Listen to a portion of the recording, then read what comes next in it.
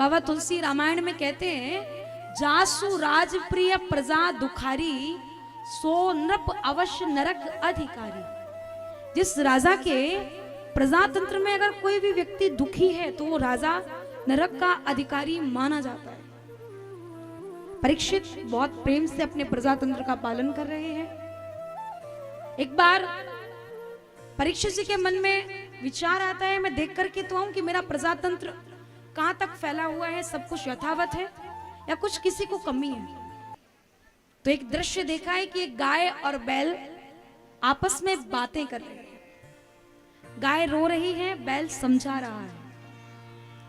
और ये गाय कोई साधारण नहीं, साक्षात पृथ्वी है गाय के रूप में, और बैल भी कोई साधारण नहीं है। धर्म स्वरूप भगवान धर्मा अवतार बैल के रूप में विराजमान है। दोनों आपस में चर्चा कर रहे हैं। काला काला विकराल रूप धारण करके एक व्यक्ति आता है, जिसके तन पर कुछ नहीं, हाथ में सिर्फ और सिर्फ एक तलवार है, और वो तलवार लेकर के गाय और बैल की बातें सुन रहा है। काफी समय बाद उसने देखा कि अब मुझे कुछ करना चाहिए। तो उस काले काले विकराल व्यक्ति ने, उस कलयुग रूपी व्यक्ति ने उस गाय और बैल के ऊपर प्रहार करना चाहा। परीक्षित ने देखा, जोर से चिल्लाते, ठहर जा दुष्ट, मैं तुझे नहीं छोड़ूंगा। परीक्षित जी ने जब चिल्लाया तो कलयुग डर जाता है। कलयुग ने देखा कि परीक्षित मुझे मारने के लिए आ रहे हैं। तत्काल कलयुग परीक्षित जी के चरणों में गिर जाता है। और परीक्षित जी कलयुग को मारने ही वाले थे, परंतु अपने दादा युधिष्ठिर के द्वारा दिया गया वचन उन्हें याद आ जाता है। कौन सा वचन है? अगर शरण में शत्रु भी आए तो उसको भी क्षमा कर दे। जैसे ही वो वचन याद आया, तत्काल कलयुग से कहा कि तुम मेरे राज्य से निकल जाओ। ये कहता है, कहां जाऊं, हर जगह तो आप ही का राज्य है। परीक्षित जी ने कहा, तुझे क्या चाहिए वो तो बता। कलयुग कहता है, मुझे सिर्फ आप कुछ ऐसे स्थान दो जिसमें मैं आराम से प्रेम से रह सकूं। परीक्षित जी कहते हैं, द्यूतम पानम स्त्रिया सूना यत्रा धर्मश्चतुर्विधि। द्यूतम पानम स्त्रिया सूना यत्रा धर्मश्चतुर्विधि।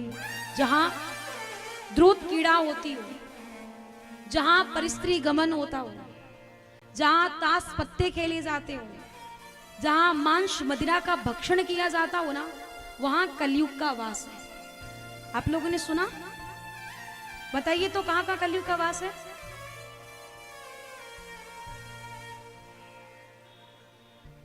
जहां परिस्त्री गमन होता है, जहां मांस मदिरा भक्षण किया जाता है, जहां ताश पत्ते खेले जाते हैं, उन सब जगह पर कलयुग का वास है। और अभी देखा जाए तो हम लोग, आप लोग जो टेलीविजन का दर्शन करते हैं ना, उसमें भी कलयुग का ही वास है। और टेलीविजन शायद आप छोड़ना, वो चीज अलग है, परंतु अभी हमारे आपके हाथ में जो एक संसाधन है ना, जिसे मोबाइल का नाम दिया गया है, उसमें भी कलयुग का ही वास है। आप देखिए, जो छोटा बच्चा बोलना नहीं जानता है ना, वो उस मोबाइल पर उंगली स्वैप करना जानता है। माने कि वाकई में कुछ है।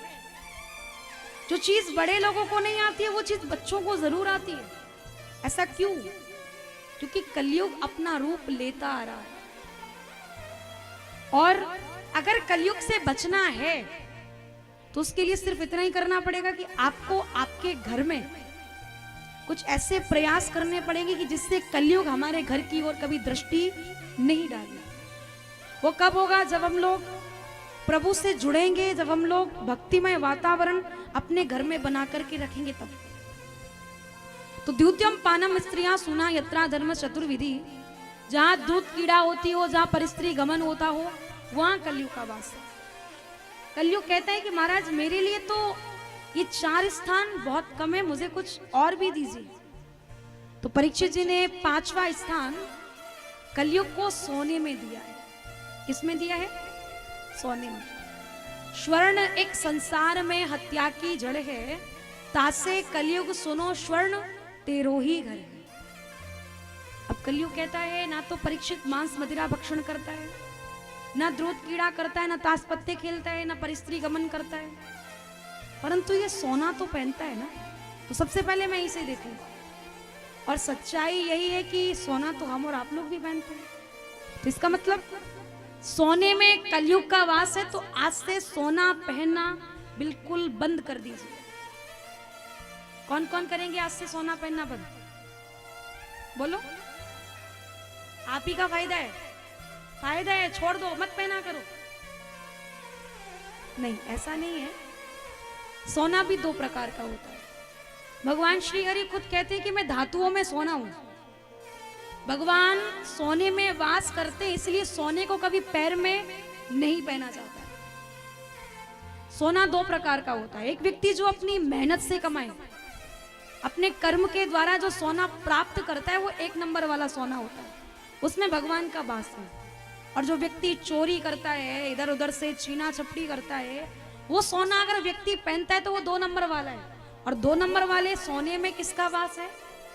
कलयुग का। तो अपने लोग तो एक नंबर वाला पहनते, तो अपने सोने में कौन विराजते हैं? भगवान श्री हरि। बोली राधे राधे।